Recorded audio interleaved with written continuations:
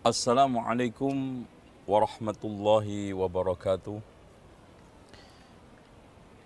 Innal hamdalillahi nahmaduhu wa nasta'inuhu wa nastaghfiruhu wa nastahdihi wa na'udzu billahi min shururi anfusina wa sayyiati a'malina. Man yahdihillahu fala mudilla lahu wa man yudlil fala hadiya lahu. Asyhadu an la ilaha illallah wahdahu la syarika lah wa anna Muhammadan abduhu wa rasuluh.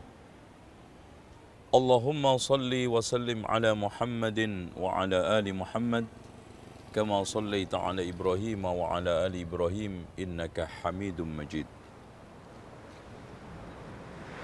Budaya yang sudah tertanam mendarah daging di negeri kita adalah budaya merokok. Bahkan hampir kita temukan dalam sudut kehidupan kita, selalu kita temukan asap rokok. Dari mulai di bis mobil pribadi, di swalayan, di toko, di kantor, bahkan di masjid pun ada orang merokok.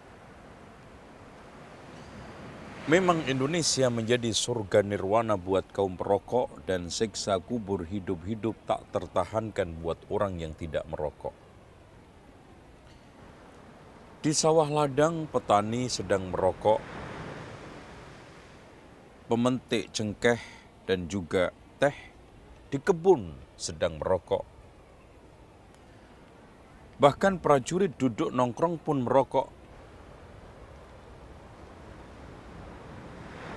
Kabarnya orang sedang beli obat di apotek pun merokok dan justru dokternya pun asyik di ruangan periksa sedang merokok. Memang Indonesia ini menjadi surga nirwana dan jannatun na'im buat kaum perokok. Dan siksa kubur hidup-hidup tak tertahankan buat orang yang tidak merokok. Bapak Kiai yang sedang melakukan bahsul masail untuk menentukan awal akhir Ramadan bukan ahli hisab falak, tetapi ahlul hisab rokok. Anak-anak SMP datang ke perpustakaan kecamatan kalau memang ada perpustakaannya, menanyakan buku tuntunan tata cara merokok. Bahkan Bapak Kusir yang sedang mengendarai andong di Jogja merokok, kabarnya kudanya pun minta diajari ngerokok. Kalau memang di dalam babi mengandung 17 bahaya sampai 15 bahaya diharamkan. Di dalam khamr mengandung 17 juga sampai 18 bahaya racun diharamkan. Kalau di dalam rokok mengandung 4.000 racun kimia, enaknya diapakan? Sudah banyak petuah agama disampaikan, ceramah ulama dikumandangkan di masjid, di mimbar, di berbagai macam kesempatan kajian dan tabligh akbar. Tetapi memang sulit perokok untuk menghentikan kebiasaan lamanya. Padahal dari sisi manapun, baik agama, sosial, medis, dan seluruh sisi kehidupan, merokok itu menimbulkan bahaya.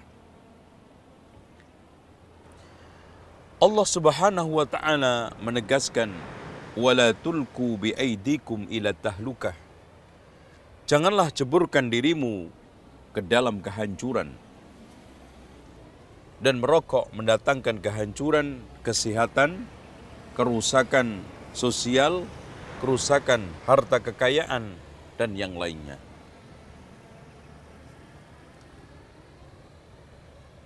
Bukankah banyak penyakit-penyakit kronis, baik kanker, tumor, jantung, gangguan kehamilan dan janin, diakibatkan oleh rokok.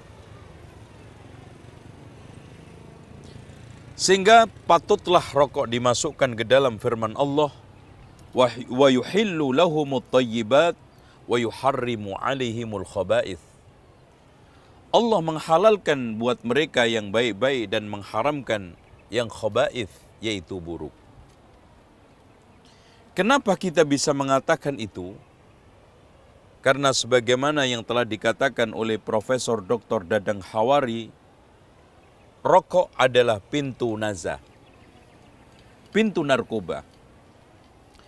Artinya, orang yang sudah terbiasa merokok berarti sedang memasuki gerbang narkoba.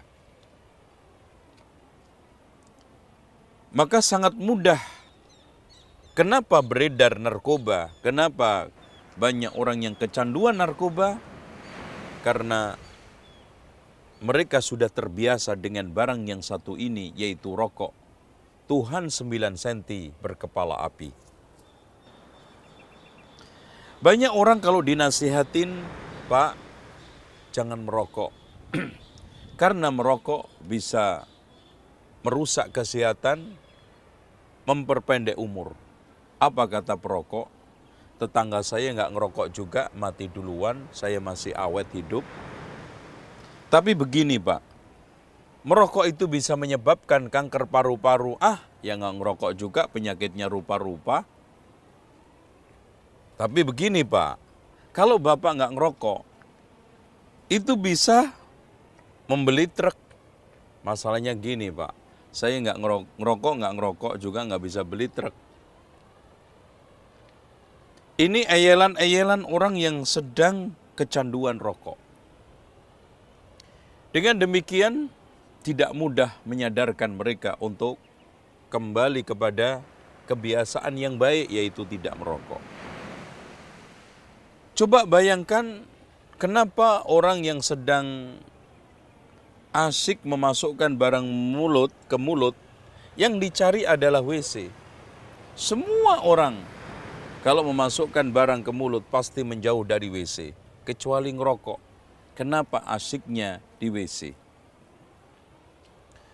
Coba bayangkan kalau perokok itu umur ngerokoknya 35 tahun. Seharinya habis 1 bungkus. Dalam 1 bungkus itu ada 12 batang. Dan 1 batangnya itu panjangnya 9 cm.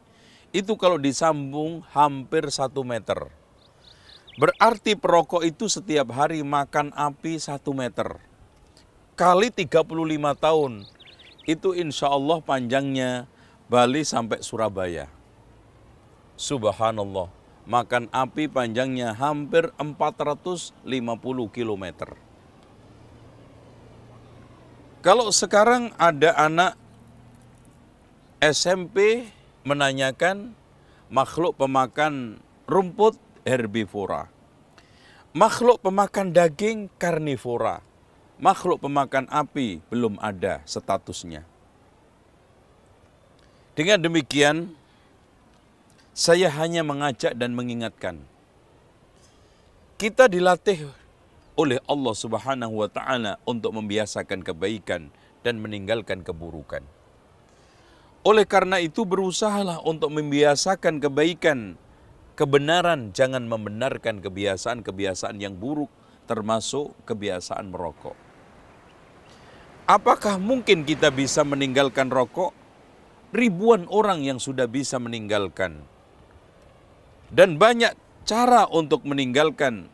Contoh saja, perokok ketika puasa bagi yang muslim.